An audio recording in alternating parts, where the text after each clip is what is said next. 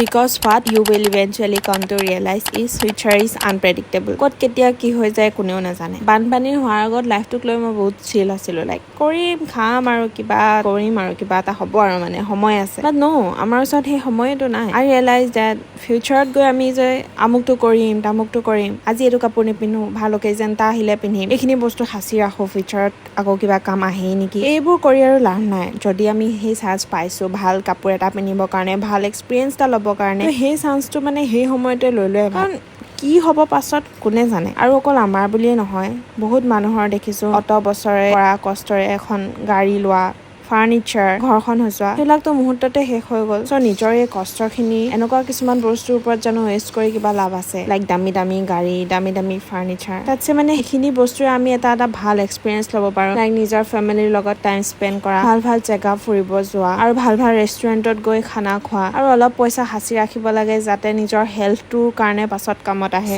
যাতে কিবা এটা ভৱিষ্যতে বোলে হৈ গ'ল আমাৰ লগত, আমি যাতে এইটো গাটছত যাব পাৰোঁ, লাইফটো বহুত এনজয় কৰিলোঁ, বহুত এক্সপিৰিয়েঞ্চ লৈ গৈছোঁ, ভাল এক্সপিৰিয়েঞ্চ লৈ গৈছোঁ, কাৰণ জীৱনটোতো চাগে এবাৰেই পাম।